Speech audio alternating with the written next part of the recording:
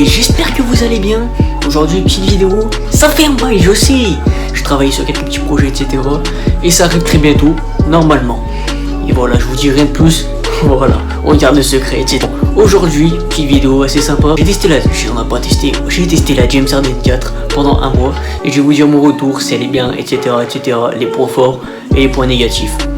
Et j'ai pas fait le moindre, j'en ai acheté 3 quand même. Donc du coup voilà. Voilà, je vais vous montrer la petite paire.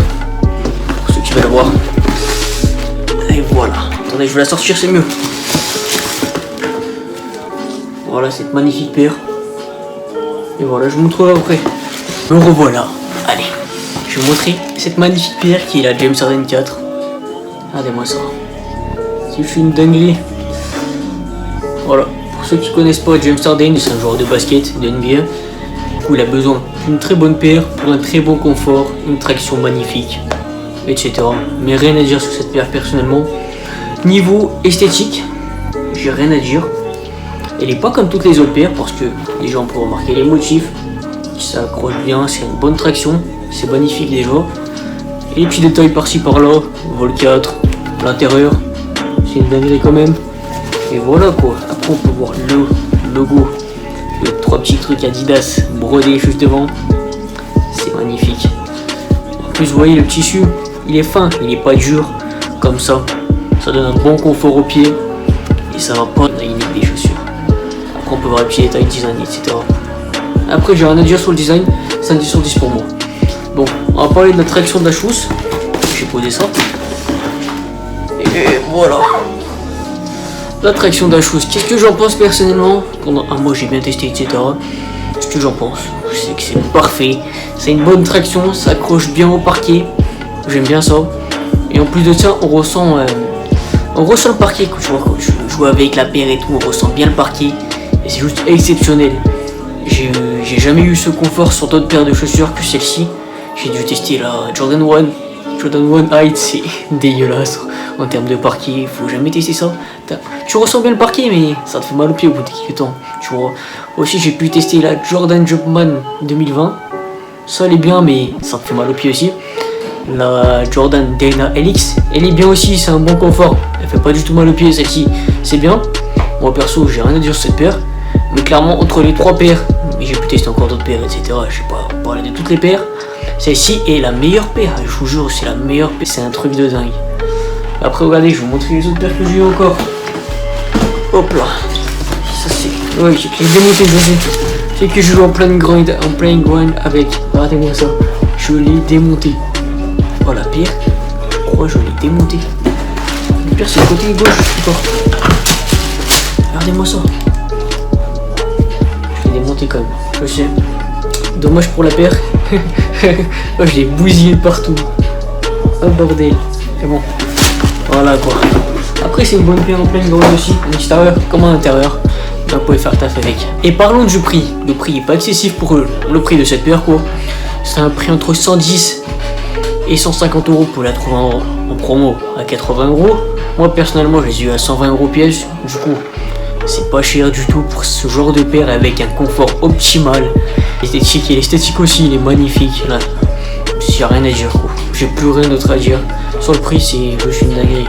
Parce que moi, sans que je m'attendais à 220 euros, 250 euros en essayant. Parce que le Brown commençait ces 2 ans, c'est entre 180 et 220 euros. En prix quand il sort, en gros, pas en prix Russell ou n'importe, tu vois. C'est entre ces zones-là quoi. Et parlons du confort.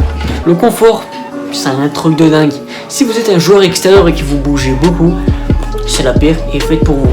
Surtout pour les meneurs, tu vois, ceux qui jouent beaucoup, etc. Ceux qui bougent, je vous la conseille parce que, wesh, rien à dire. Tu peux courir avec pendant 2 heures, elle te fait pas mal aux pieds. Surtout Jordan, des fois, ils font pas trop le taf sur les chousses en ce moment. Jordan 2021, 2020, ils déconnent grave sur les paires. Je vais pas vous mentir, les paires sont mal faites, la peinture est mal faite. Des fois, elle se déchire la paire. La dernière fois, j'ai reçu quoi comme paire? Une Jordan 3.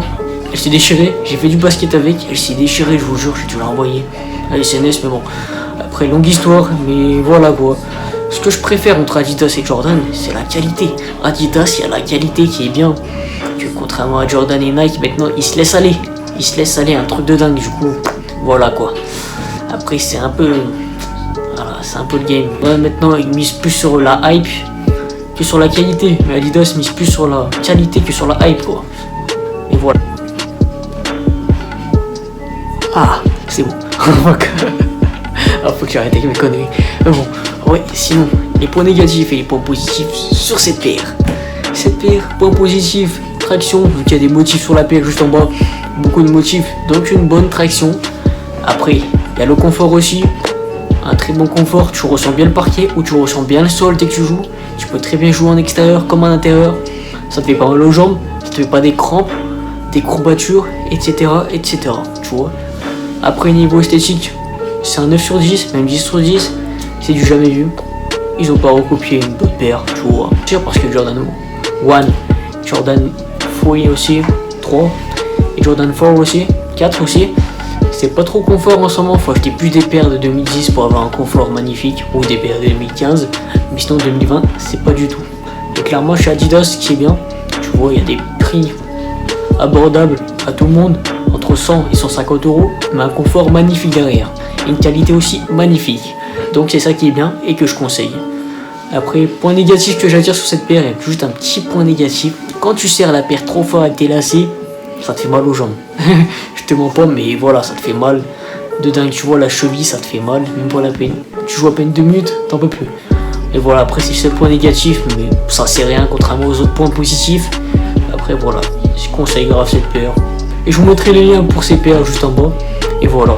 Après, ça sera tout pour cette vidéo. J'espère qu'elle vous aura plu, les BG. Et voilà, j'ai plus rien d'autre à dire. Allez, ciao!